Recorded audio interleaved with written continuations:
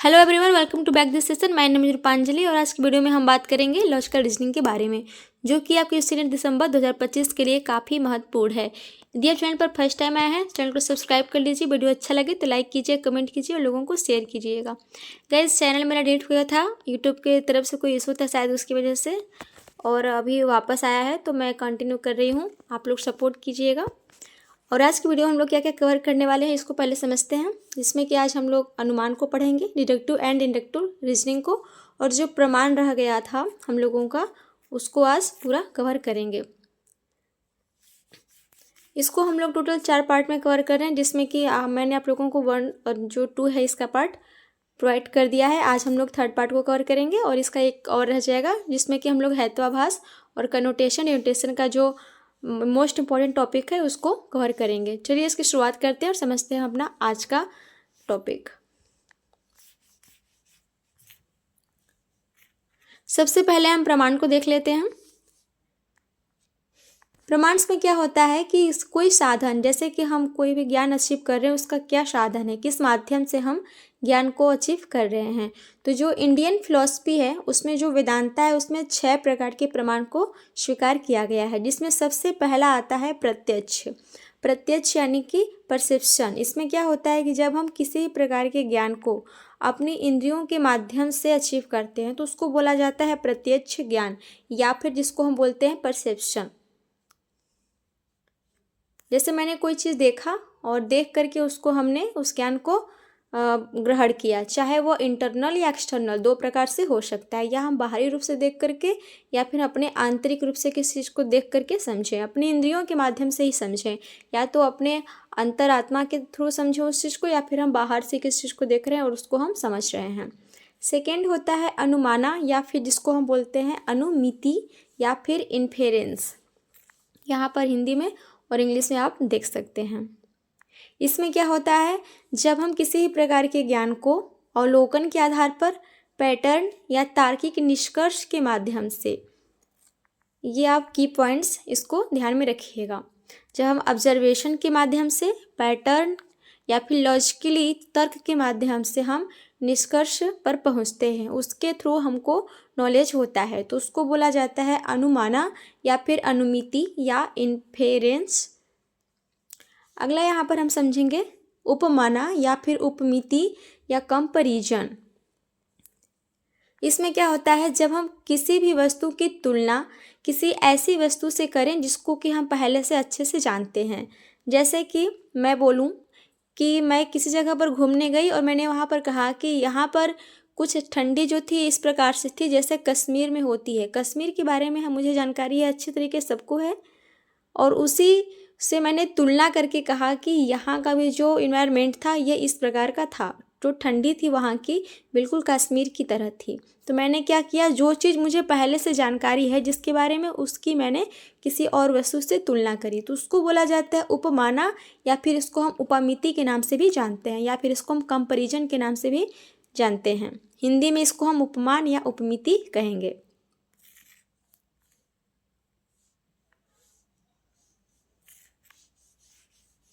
Next हम लोगों के पास शब्द या फिर वर्बल टेस्टिमनी के नाम से इसको हम जानते हैं। इसमें क्या होता है, जब हम कोई भी नॉलेज है उसको या तो लिखित रूप में या फिर मौखिक रूप में समझते हैं। जो यह ज्ञान का जो माध्यम है या तो लिखित या फिर मौखिक रूप से हो सकता है। जैसे कि हमारे जो पेरेंट्स हैं, माता पिता, हमें जो भी ज्ञान देते हैं कि ये हमारे पापा हैं, ये हमारे दादा हैं, ये हमारे ये रिश्तेदार हैं, हमें कुछ भी जो भी जानकारियाँ मिलती हैं जो कि हम किताबों के माध्यम से या फिर कोई चीज़ ऐसे, मतलब जैसे कि आप वहाँ पर लिखित रूप में या फिर मौखिक रूप में चीज़ों को समझते हैं, आप वहाँ पर अपने आंतरिक रूप से ना समझें बल्कि आपको कोई और समझा रहा है, या फिर आप लिखित रूप में ओरल रूप में समझ रहे हो, तो उसको बोला जाएगा वहाँ पर शब्द या फिर वर्बल टेस्टिमनी। नेक्स्ट होता है अर्थापत्ति या फिर इम्प्लीकेशन। इसमें क्या होता है, जब हम नॉलेज को एज्यूम करके ग्रहण करते हैं। जैसे कि मैंने देखा कि कोई व्यक्ति है वह बहुत मोटा है, हमने क्या एज्यूम कर लिया कि वह बहुत खाता होगा, इसीलिए वह क्या है, मोटा है। अनुपलब्धि है नेक्स्ट, जिसमें कि इसको नॉन एप्रीहेंशन भी हम बोलते हैं। जब हमें किसी प्रकार का ज्ञान किसी भी धारणा, गैर धारणा जिसको बोलते हैं, या अनुपस्थिति के माध्यम से होता है। जैसे कि मान लीजिए आपका कोई फ्रेंड है, आपके स्कूल में डेली आपसे मिलता है, आज आपने उसको कहीं नहीं देखा, आपने क्या मान लिया कि आज वह नहीं आया होगा। तो जो कभी कभी ये वाला जो होता है, अर्थापत्ति और अनुपलब्धि दोनों में कन्फ्यूजन होता है। तो कन्फ्यूजन को दूर करने का तरीका ये है कि जैसे मैंने बोला कि आज मेरा फ्रेंड दिख नहीं रहा है, तो वह आया नहीं होगा, मतलब वो हमें सामने नहीं दिखा लेकिन हमें नॉलेज हो गई। जबकि मैंने क्या कहा कि यह मोटा है, खाता होगा, उसको सामने हम देख रहे हैं, देख करके अज्यूम कर रहे हैं, तो वहाँ पर अर्थापत्ति होती है। जबकि जहाँ पर कोई चीज़ उपलब्ध नहीं होता है फिर भी हमें उस चीज़ की जानकारी हो जाए, तो वहाँ पर होता है अनुपलब्धि।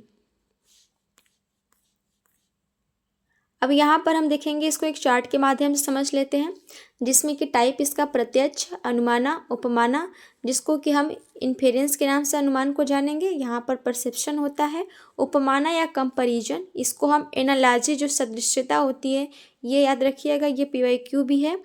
तो ये किस में आता है एनालॉजी? ये उपमाना में आता है। शब्द, वर्बल टेस्टिमनी, अर्थापत्ति। अगला है अनुपलब्धि।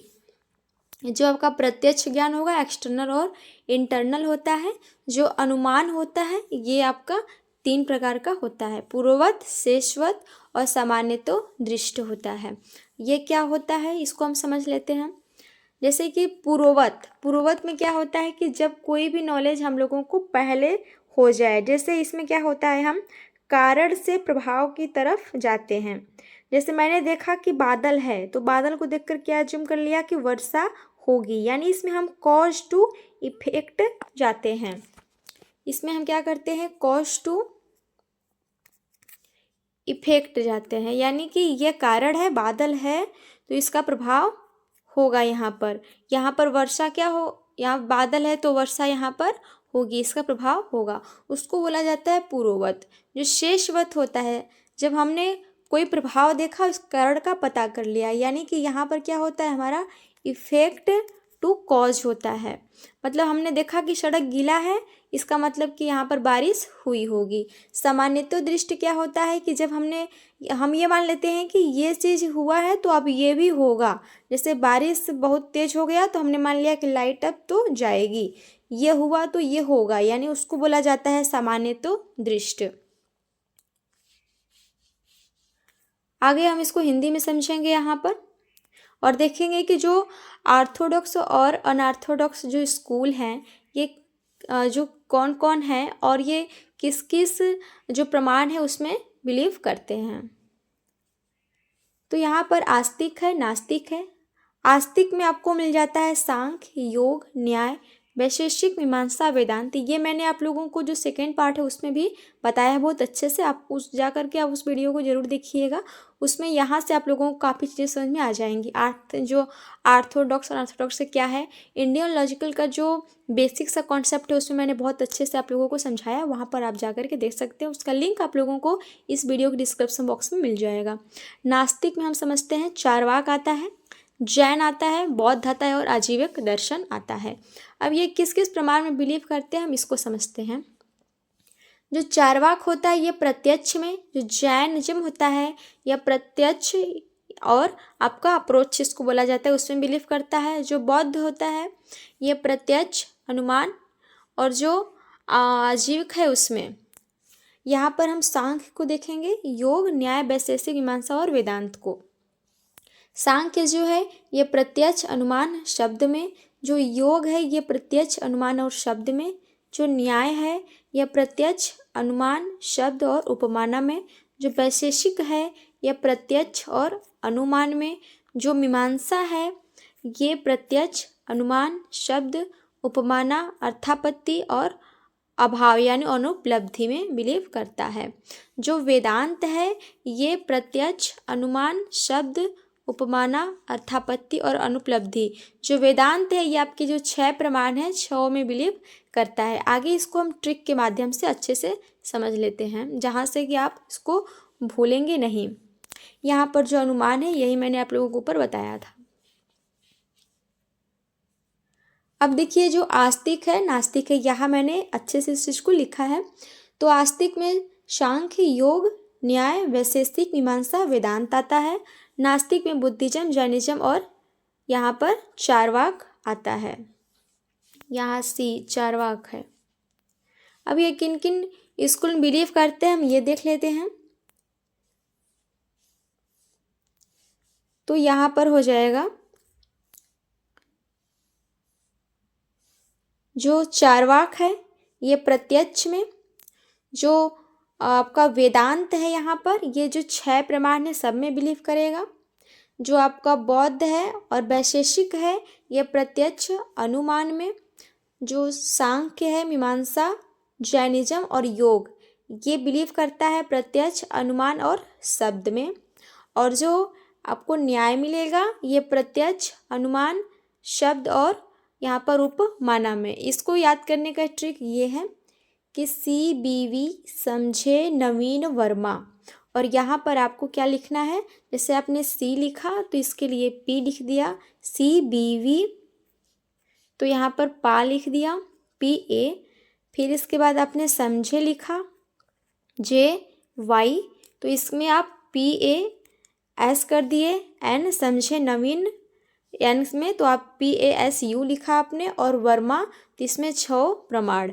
अब इधर का आपको CBV समझे नवीन वर्मा याद कर लेना है और इधर का याद करने के लिए आपको बस पासु याद करना है, जिसमें कि P, फिर PA, फिर PAS, फिर PASU पासु हो जाएगा और आल 6 नीचे आपका आ जाएगा। अब यहाँ पर हम समझ लेते हैं जो अनुमान है, जिसमें स्वार्थानुमान, परार्थानुमान 2 प्रकार का होता है। जो अनुमान हमारे लिए होता है, दूसरों के लिए होता है, उसे परार्था, अपने लिए होता है स्वार्थानुमान बोला जाता है। अब जो अनुमान होता है इसमें हम लोगों को 5 अभ्यास मिलते हैं, यानी कि कहने का मतलब ये है कि जब अनुमान हम लगाते हैं तो ये 5 इसमें महत्वपूर्ण कारक होते हैं जिसके माध्यम से हम किसी भी अनुमान तक पहुँच पाते हैं, उसके निष्कर्ष तक। क्या क्या होते हैं इसमें समझते हैं। सबसे पहले प्रतिज्ञा यानी कि प्रिपोजिशन जिसको बोला जाता है, प्रस्ताव। इसके बाद हेतु। हेतु क्या होता है, एक कारण, द रीजन। किसी चीज़ का प्रस्ताव देंगे फिर उसका कारण बताएंगे कि इस कारण से। उसके बाद हम उसका एक उदाहरण देते हैं, उदाहरण जिसको बोला जाता है। अगला है उपान्याय यानी कि एप्लीकेशन, अब उसका हम एक प्रयोग बताएंगे। आगे चल करके निगमना होता है यानी कि हम निष्कर्ष पर पहुंचते हैं। इसको हम एक उदाहरण से समझ लेते हैं। जैसे कि प्रतिज्ञा मतलब आपका यहाँ पर मैंने एक कोई प्रीमाइस दे दिया कि पर्वत में आग है। अब हम इसका एक कारण देंगे, क्योंकि पर्वत से धुआं निकल रहा है इसलिए वहाँ पर आग है, एक कारण हो गया। अब उदाहरण हम देंगे कि जहाँ से भी हम देखते हैं कि धुआं निकलती है वहाँ पर अग्नि होती है, इसलिए यह जो पर्वत है धुआं से, जो पर्वत पर भी धुआं इसलिए यह अग्नि से संबंधित है, क्योंकि जहाँ जहाँ हम देखते हैं कि आग होती है वहाँ धुआं निकलता है। पर्वत पर हमें धुआं दिखाई दे रही है, इसका मतलब कि यहाँ पर आग है। अतः हम निष्कर्ष पर क्या पहुँचेंगे कि पर्वत में अग्नि है। आपको जो ये उदाहरण मिलेंगे ये हर जगह आपको सेम ही मिलेंगे, क्योंकि लॉजिकल रीजनिंग का उदाहरण है या फिर आपको क्वेश्चंस कहीं से अपने से बना करके नहीं आता है। ये आपको बने बनाए ही क्वेश्चन हर बार आप देखेंगे रिपीट होते रहते हैं। तो इसमें कोई अपने से अलग से उदाहरण या फिर चीज़ों को नहीं इसमें याद करना होता है या फिर रखना होता है। ये आपको जहाँ से क्वेश्चन पेपर भी आप पहले के सॉल्व करेंगे तो देखेंगे कि आप लोगों को यही सारे क्वेश्चंस बहुत सारी जगह, क्योंकि मैं कल की वीडियो में लेकर आऊँगी जिसमें कि हम लोग PYQ सॉल्व करेंगे। आप देखिएगा यही सारे क्वेश्चन उठा करके उसमें पूछा गया है। ये क्वेश्चन भी आपका PYQ आया है कि 5 अभ्यास क्या होते हैं, तो इसको आप याद रखिएगा। तो यही आपको याद रखना है, प्रतिज्ञा, हेतु, उदाहरण, उपान्याय और निगमना। आगे हम समझ लेते हैं निगमनात्मक और आगमनात्मक तर्क के बारे में। निगमनात्मक यानी कि डिडक्टिव और आगमनात्मक यानी इंडक्टिव होता है। जब हम किसी प्रकार का तर्क करते हैं, कोई लॉजिक लगाते हैं किसी भी चीज़ के लिए, तो उसको ही हम बोलते हैं, यानी कि वो हमारा 2 तरीके से होता है। एक होता है निगमनात्मक, एक होता है आगमनात्मक। और कैसे हम तर्क लगाएंगे इसको हम समझेंगे। निगमनात्मक में क्या होता है कि हमारे पास कोई सिद्धांत स्थापित होता है, जैसे कि हमें कोई रूल पता है कि हाँ ये रूल है, तो वहाँ पर हम अपना दिमाग लगाते हैं कि ये कैसे आया, इसको हम सिद्ध करने की कोशिश करते हैं। तो वहाँ पर होता है निगमनात्मक तर्क। जब हम छोटे छोटे चीज़ों से कोई एक निष्कर्ष निकालते हैं तो उसको बोला जाता है आगमनात्मक तर्क। अब इसको हम एक उदाहरण से यहाँ पर समझेंगे। जो निगमनात्मक तर्क है, इसमें हम सामान्य या कोई व्यापक सिद्धांत है उससे शुरू करते हैं और एक निष्कर्ष पर पहुँचते हैं। जैसे कि सभी मनुष्य क्या है, नश्वर हैं, यह एक सिद्धांत है। अब हमने देखा कि सुकरात एक मनुष्य है, इसलिए सुकरात क्या है, नश्वर है। यानी कि एक सिद्धांत से हम कहाँ पहुँचे, किसी निष्कर्ष पर पहुँच गए, तो उसको बोला जाता है निगमनात्मक तर्क या फिर डिडक्टिव, यहाँ पे आपका आर्गूमेंट हो जाएगा। अगला हम समझेंगे आगमनात्मक तर्क क्या होता है। जब हम किसी भी विशिष्ट अवलोकन या साक्ष्य के माध्यम से किसी निष्कर्ष या सिद्धांत को स्थापित करते हैं, यह नीचे से ऊपर की तरफ होता है। अब अभी दोनों में हम अंतर समझ लेते हैं क्या होता है। जो निगमनात्मक तर्क होता है और आगमनात्मक तर्क होता है, इसमें इसकी दिशा जो होती है निगमनात्मक तर्क की सामान्य से विशिष्ट की ओर होती है। कोई सिद्धांत है, वहाँ से उसको हम सिद्ध करने की तरफ जाएंगे। जो आगमनात्मक तर्क होता है, इसमें हम विशिष्ट से सामान्य की तरफ जाते हैं। यहाँ पर जनरलाइजेशन होता है। इसका आधार यह स्थापित सिद्धांत से शुरू होता है, जबकि अवलोकन और साक्ष्य से शुरुआत होती है। निश्चितता देखेंगे तो यदि आधार सही है तो निष्कर्ष निश्चित रूप से क्या होता है, सत्य होता है। निष्कर्ष हमेशा संभावित होता है, निश्चित नहीं होता है आगमनात्मक तर्क में। यानी इसमें जो प्रोबेबिलिटी आती है वह आएगी। उद्देश्य होता है किसी मौजूदा सिद्धांत को सिद्ध करना। यहाँ पर एक नया सिद्धांत या सामान्यीकरण विकसित किया जाता है।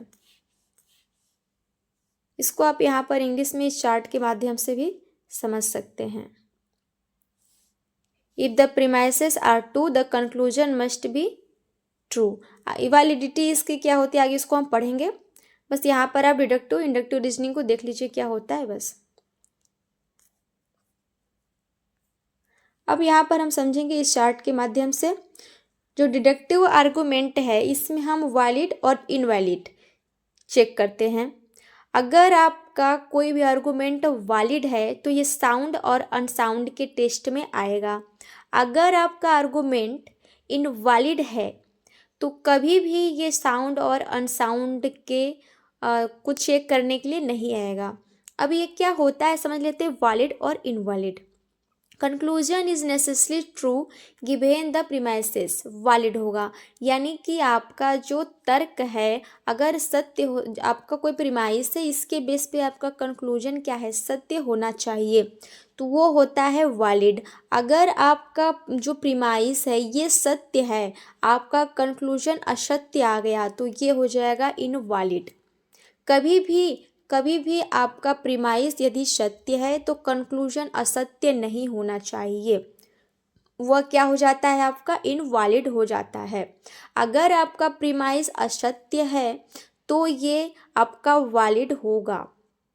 अगर साउंड एंड साउंड हम चेक करने की बात करें तो यदि आपका सबसे पहले तो वैलिड वैलिड चेक करिए, अगर वैलिड है तो साउंड एंड साउंड को हम चेक करेंगे। साउंड एंड साउंड कब होगा, जब आपका जो प्रीमाइस है ट्रू है और रियल लाइफ में भी वह सत्य है तो वह साउंड होता है।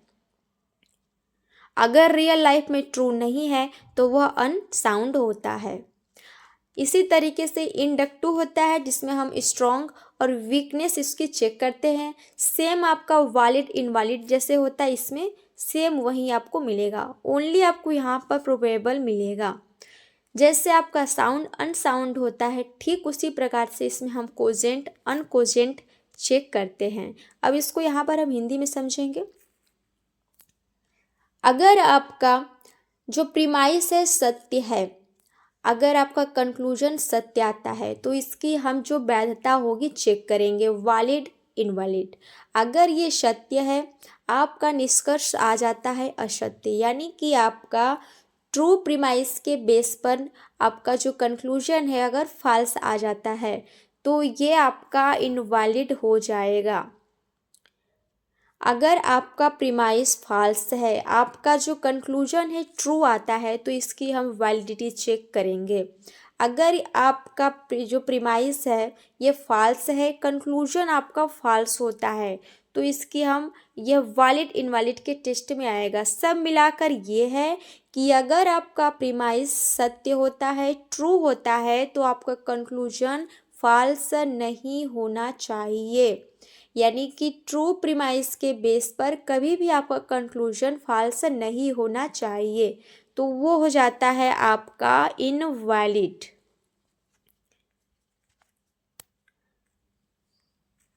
अब इसी में हम साउंडनेस अनसाउंडनेस भी देख लेते हैं। यदि प्रस्ताव सत्य है और वास्तविक रूप से भी सत्य है, सभी प्रीमाइस आपकी ट्रू हैं और आपका जो कंक्लूजन है ये रियल में भी ट्रू है, वास्तविक जीवन में सत्य है, तो उसको बोला जाएगा साउंडनेस, यानी कि दृढ़ता।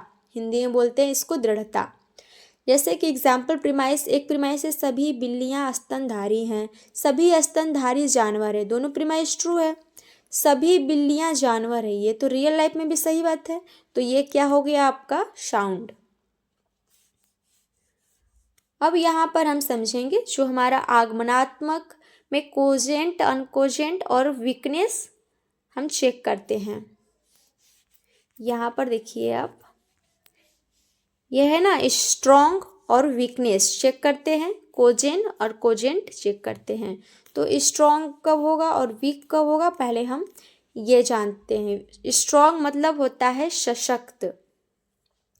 जब हमारा प्रस्ताव सत्य है, निष्कर्ष भी सत्य हो, असत्य प्रस्ताव हो यानी फॉल्स प्रीमाइस हो, असत्य निष्कर्ष निकले, असत्य प्रस्ताव हो और सत्य निष्कर्ष निकले, तो ये उसको बोला जाएगा सशक्त।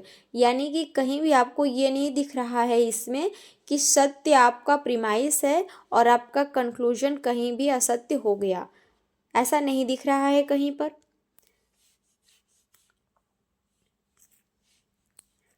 इसी चीज़ को आप हिंदी में यहाँ पर देख सकते हैं। निगमनात्मक तर्क, आगमनात्मक, जिसमें हम वैलिडिटी इनवैलिडिटी उसका चेक करते हैं। यहाँ पर स्ट्रॉन्गनेस, वीकनेस, यहाँ पर हम वैलिड है कि इनवैलिड है चेक करने के बाद हम उसका साउंड अनसाउंड चेक करेंगे और यहाँ पर हम उसकी कोजेंट अनकोजेंट को चेक करेंगे। अब यहाँ पर हम समझेंगे कि यह काट्य और अकाट्य जो है कब होगी, अकाट्य यह कब होगा, कोजेंट कब होगा। जैसे मैंने कहा था कि दोनों प्रीमाइस आपके जो हैं ट्रू होना चाहिए और कंक्लूजन रियल लाइफ में सत्य होना चाहिए, तो होता है कोजेंट। यूरोप में ऑक्सीजन युक्त वातावरण ठीक है, जीवन के लिए ऑक्सीजन की आवश्यकता होती है, ये भी सही बात है, तो यूरोप पर जीवन हो सकता है, तो यह क्या है आपका सही है, इसलिए यह क्या होगा हमारा कोजेंट होगा। तो ये मैंने आप लोगों को जो प्रमाण थे उसको डिडक्टिव इंडक्टिव लॉजिकल जो रीजनिंग है, क्या होते हैं आर्गूमेंट दोनों, इसको अच्छे से बता दिया। और नेक्स्ट वीडियो में हम लोग हेत्वाभास को, कनोटेशन डिनोटेशन को पढ़ेंगे और जो भी बचा हुआ PYQ है उसको वहाँ पर सॉल्व करेंगे। तो आई थिंक कि आप लोगों को वीडियो अच्छा लगा होगा। मिलेंगे नेक्स्ट वीडियो में, तब तक के लिए धन्यवाद।